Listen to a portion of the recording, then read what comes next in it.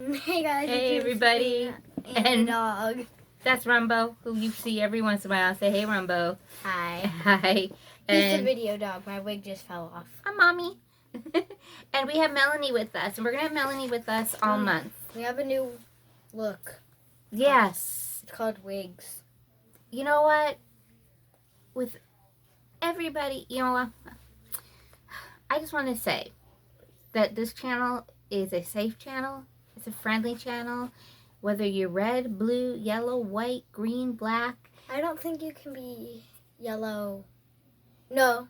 Someone could be yellow. Maybe they're yellow. I don't think you can be red or green. They could be red. They could be green. They could be any color they want to be. Yeah, you could go in a bucket of paint. They could. They could dip themselves in paint. That's what I've dip done. themselves in I've done that before. Dye.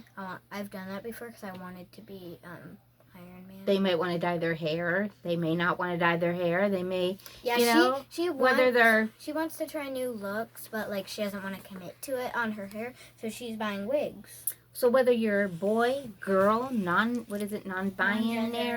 non-gender, gender, however you identify yourself, we love you. You are accepted here. Everyone is accepted here. You're accepted in the world. Unfortunately, when Melanie was a girl, not everyone... Some people thought that they weren't supposed... Some other people thought that, like, people like Melanie weren't supposed to be accepted in the world.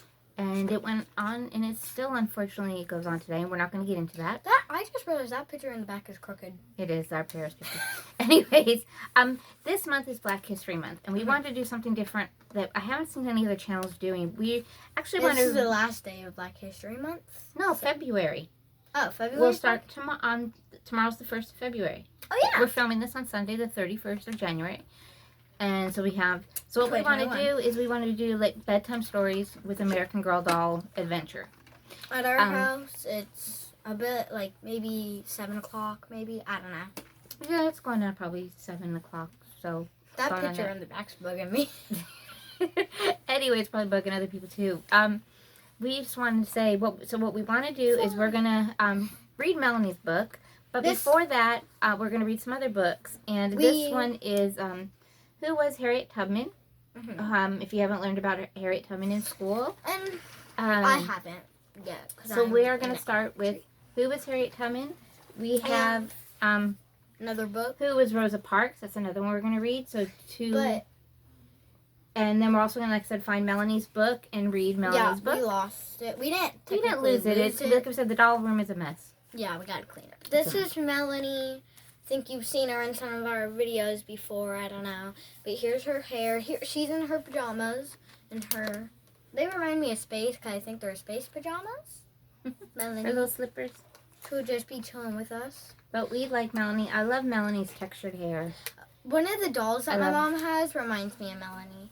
Yeah, Melanie's one right there. Yeah, Melanie's one of my favorite dolls. And one also reminds me of Melanie. Melanie is mine. No, all of the dolls are ours. They're not technically mine, yours. They're all of ours. Right. So let's get into the book. Again, we're not going to read the whole book in one night. It'll be... This doll reminds me of Melanie because she has puppy hair and she has puffy hair. Well, she can come to read if you want her to come in. This is our Barbie Extra doll. Mm-hmm. You can find her at Walmart, Target. You can find her on Amazon.com. She basically... They're pointy. She has the rainbow here. And we has a jacket. Like another doll's. Her legs can bend. She can sit, which is nice. She sits on the shelf like this at our house.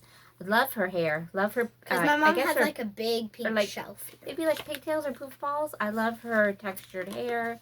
My cousin, she has like poofy hair like this, and sometimes she wears her hair like this, and I love it. So cute, because my dad's always like, Nanny, touch. I'm always like, touch. Her wrist also moved around. Her head does the 360. 360. Not like owls. This is her outfit underneath, if you haven't seen. And this doll. Okay, never mind. We're not going to do all our dolls tonight. We'll do all our dolls another day. There's a lot of dolls that remind me of Melanie. This is, again, our Barbie Extra. Her glasses, I don't know where her glasses just fell down on the floor. For some reason, Persephone reminds me of Melanie. Yeah. She has a little shorts. I don't know if you can get. I'll put her a little close. You can see her makeup. And really, we haven't given her a name yet. But again, you can find her. They're $24.99 Target, I call Walmart. her Stara. Stara? Is that what you call it? Okay, so here, you hold her. Here. I will hold Melanie. Stara will go back on the shelf because. And where did our book go? I have it. Oh. Here you are. We're going to read Who is Harriet Tubman. Who is Harriet Tubman? We're going to read, again, it'll be throughout the month. We'll be reading books. I love reading stories. So bedtime stories with American Girl. Here is a picture. And we are going to be doing more American Girl videos. We've realized that we've been doing like a lot of LOLs and other dolls. Well, we're doll collectors, so we collect all kinds of dolls. It's adventure. Yes. So that means it's adventure with other dolls. Too. Okay, so let's start. And you put down my water bottle. Okay, let's see Melanie so she can hear the story. All right, everyone comfortable? Got your drinks ready? Wait. Let me see. No one knows the exact year in which Harriet Tubman was born. It may have been 1820 or 1821. Most people didn't think the birth of an enslaved person was worth remembering. Harriet Tubman would grow into a brave and daring young woman. She was brave enough to escape from slavery. She was daring enough to help others escape too. Because she led so many to freedom. Okay, let's show the picture. Here's the picture of her escaping. Can you see? There you go. And I mean, like, how old she is, like, we would know the year. She was called Moses, like Moses in the Bible. Harriet Tubman believed that her people should be free, and she risked her life many times to help become free. Even after she had escaped safely from the South, she went back to other slaves to take other slaves north to freedom. Here is her story. So we have chapter 1. So that was just like a little bit about her. Life in Maryland. So she left the South and moved to Maryland up north.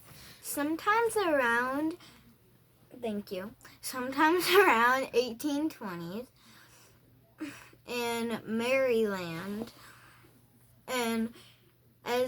here we go. Let me do it. Okay. I don't know. Sometime around 1820 in Maryland, an enslaved woman named Harriet Ross gave birth to a baby. Neither Harriet, baby girl. Oh, I'm sorry, baby girl. Neither Harriet, who was called Old Writ, nor her husband Ben could read or write, so they couldn't record the year of the baby's birth. No one else thought it was worth doing, but Old Writ loved her tiny child and wanted to protect her. She hoped her little girl, whose nickname was Mighty, would learn to sew, cook, or weave. Then she could avoid the back-breaking work picking crops like tobacco, corn, or wheat in the fields. And here was the picture. What's tobacco? Tobacco is what they make cigarettes out of. Oh.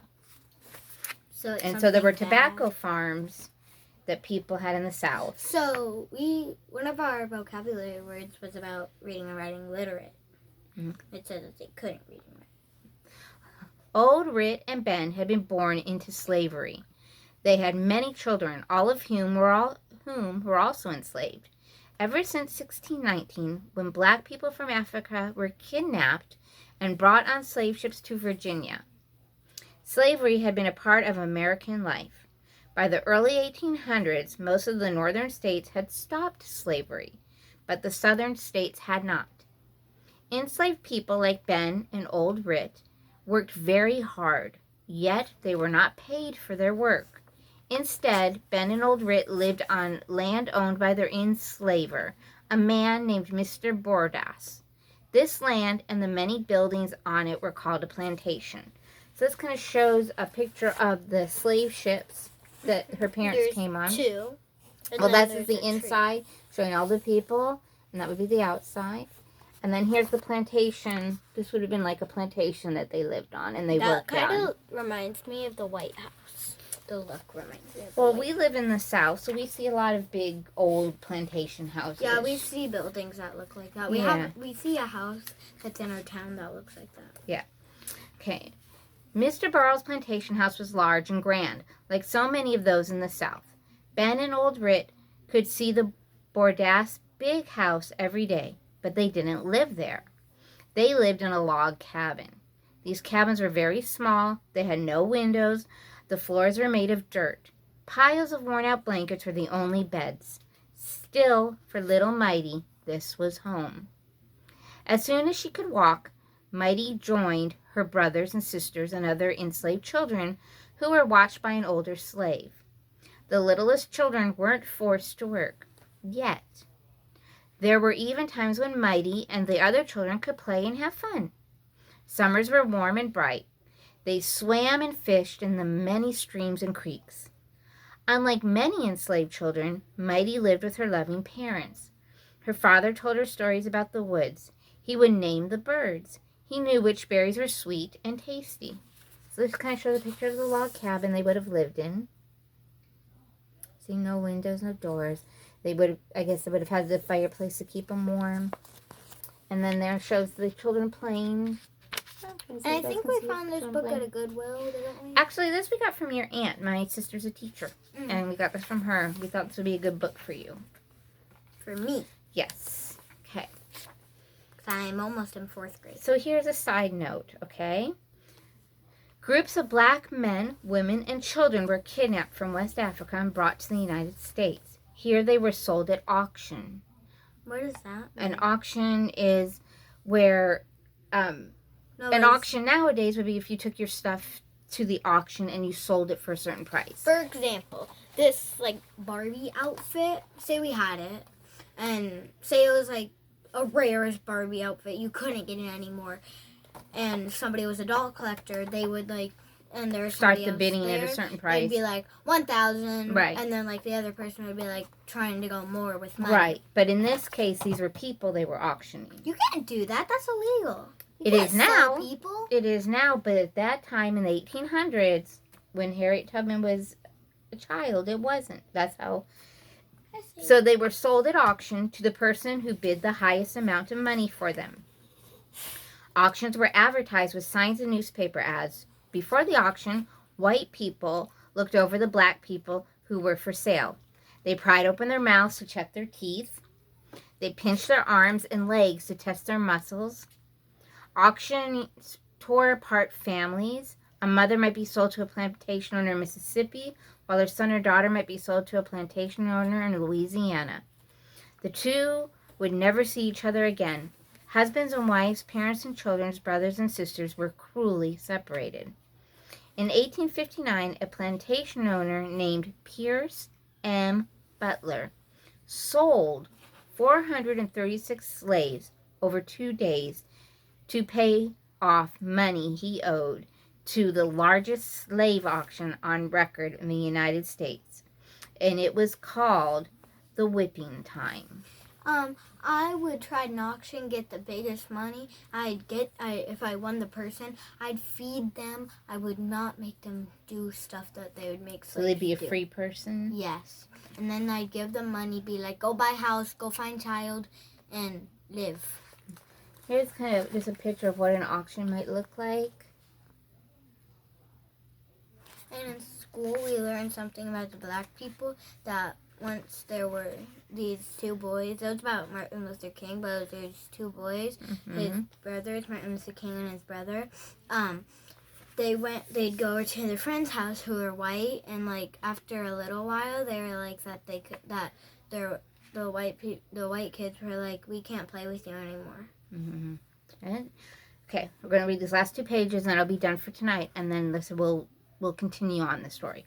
Mm-hmm. Mighty's mother told her stories from the Bible. From her mother, Mighty learned about Moses. Moses had lived thousands of years before. He led his people, the Hebrews, out of Egypt, where they had been slaves, and into freedom. Around 1826, when Mighty turned 6, her life changed. Mr. Boyders hired her out. So what they would do is slave owners would let their friends like borrow their slaves, like would rent them, would pay the slave owner like $20 a month. And I'm not sure the amount, I'm just guessing, like $20 a month to have to use their slave. So he hired her out. I'd be like, go get your own. This meant that she had to leave her parents and her home. You have to understand that the slave owners only cared about their money. That's all they cared about. They didn't look at her as a person. They looked at her as a thing, as an object. People are an object. Right. She had to go live and work for white people who could not afford to buy slaves of their own. The day she had to leave, a wagon came to take her away. Mighty did not want to go. Her 2 older sisters had been sent away. She remembered how they cried and cried, but they had to go anyway. So did Mighty. Mighty worked for a woman named Mrs. Cook. Mrs. Cook was a weaver. She spent her days in front of her big, noisy loom. Mighty helped her wind the yarn. So at least she didn't have to go work in the fields and pick cotton or tobacco. Mm-hmm. She was working in the home for the woman of the plantation or of the estate. I mean, like, if I was a slave and I had to do, like, nice stuff for the lady and help her, I mean, I'd do it. I wouldn't complain. Well, you couldn't complain. You'd be in big trouble. Okay, so here we go. It kind of shows her parents, and here she is in the wagon being taken away. And we'll pick up the story. She has big toenails. She has no shoes on. Sabrina was pointing out that she has got no shoes on. She has big toenails. So we will pick up tomorrow with what happens. Looks very, very, very mean. What happens to her at her new person. I don't want to say owners. I hate that. With her new home or new place that she's living. With her new instructor. Okay, her new instructor. The new place she's living. I will pick up there, and please be kind to one another. Please be safe out there. Like I said, everyone is welcome here. In a world of pigeons, be the flamingo. That's all I've got to say. See, be the flamingo. Who cares what other people think? If I'm not hurting anybody and I like it, I'm going to do me. You do you. Like Maya. She has rainbow hair. My mom has her rainbow hair to match Maya. She wears it out. Just do you. Be kind. Be nice. Talk to your parents about anything you may have questions on. Don't let your dogs fight and ruin stuff. Like I said, we'll get into more for the Black History Month. And like I said, guys, I mean, I know. Sorry, I know it's kind of a tough subject to talk about, but it does need to be talked about. And I said, I feel that this is a safe place. And I said, Melanie, we'll get into Melanie's story and how Harriet Tubman shaped Melanie, Rosa Parks shaped Melanie. All the women that came before her shaped her destiny and what she had to go through as a little girl. So we hope that you're all having a good day. We hope you're all being safe and kind. Go ahead. And if for some reason you know somebody that doesn't like these kind of people, let's not go there. Yeah, but just to imagine them as yourself and treat them how you want to be treated. Treat everybody how you want to be treated. Just treat each other with kindness. Bye, guys. Bye.